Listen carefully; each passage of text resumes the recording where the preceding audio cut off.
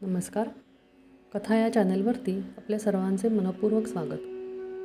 हिरण्यगर्भ एक कादंबरी. कथा ब्रह्मांड नायकाची श्री स्वामी समर्थांची. मी स्वाती क्षीरसागर आपल्या सर्वांचं स्वागत करते. आपण या चॅनलवरती श्री स्वामी समर्थांची चरित्रगाथा ऐकत आहोत. जर आपल्या सर्वांना ती अगदी आवडत असेल तर आपण माझ्या चॅनलला नक्कीच सबस्क्राईब करा आणि शेअर करा, म्हणजे बाकी साधकांनासुद्धा समर्थांची चरित्रवाणी ऐकावयास मिळेल. भाग 13. योगीराजांनी जवळपास 300 निवडक सिद्धयोगांना समाधीतून उचलून आपल्यासोबत चालण्यासाठी मारले. योगीराज आता मेरू पर्वताच्या प्रदेशातील निवडक सिद्धयोगी आणि योगींना घेऊन जमिनीच्या मार्गातून परत जात होते. ते सर्व तेजस्वी आणि सुवर्णदेह तपस्वी योगीराजांच्या मागे हात जोडत होते. योगीराज आणि ते 300 योगी मेरू पर्वताच्या म्हणजेच कैलासाच्या मागच्या बाजूला असलेल्या गच्चीतून बाहेर आले. आता योगीराजांसोबत सिद्धांचा समूह मेरू पर्वताचा प्रदक्षिणा करत गौरी कुंडातून मानस सरोवरात पोहोचला. ब्रह्मदेवाच्या निमित्ताने सर्वांनी मानस सरोवरात पवित्र पाण्यात स्नान केले. योगीराज त्या सुंदर तलावाच्या काठी बसले. त्यांनी आपला त्रिशूळ जमिनीत रोवला व सिद्ध आणि योगिनी योगीराजांसमोर हात जोडून उभे राहिले. ते सर्व योगीराजांच्या मुखातून निघणाऱ्या आज्ञेची वाट पाहत होते. योगीराजांनी आपले दोन्ही हात वर करून सिद्ध समाजाला आशीर्वाद दिला आणि आपल्या येण्याबद्दल सांगू लागले. सर्व सिद्धांना समाधीतून उचलण्याचा उद्देश होता.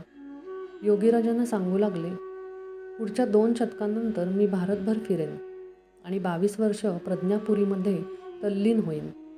यावेळी तुम्ही सर्वजण माझ्या लीलेत वेळोवेळी सामील व्हावे अशी इच्छा आहे. सर्व सिद्ध समाज अतिशय आनंदित झाला आणि योगीराजांचा जय जयकार करू लागला. योगीराज पुढे म्हणाले, आज मी स्वतः तुम्हा सर्वांना पराशिवाच्या क्षमतेचे एक विशेष तंत्र शिकवणार आहे, ज्याची आजपर्यंत केवळ काही उच्च तत्वेच माहिती आहेत. मानस सरोवरात सूर्यनारायणाचा प्रभाव होता. सर्व सिद्ध आणि योगिनी पद्मासन तो सुंदर पुरुष तलावात बसला होता. भ्रमात सर्वांचे डोळे पाणावले होते.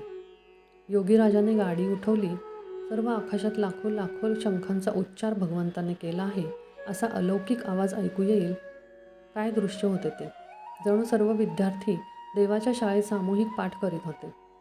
तो संपूर्ण विश्वाचा मूळ आवाज असलेला एक विशिष्ट ओंकार आज प्रथमच त्या निवडलेल्या 301 तत्वांनी अनुभवला. हजारो वर्षांच्या तपश्चर्येचे पुण्य आज मिळाले. कुंडलिनी मूलाधार मार्गे सुषुम्ने येथे जाऊन वार केले होते.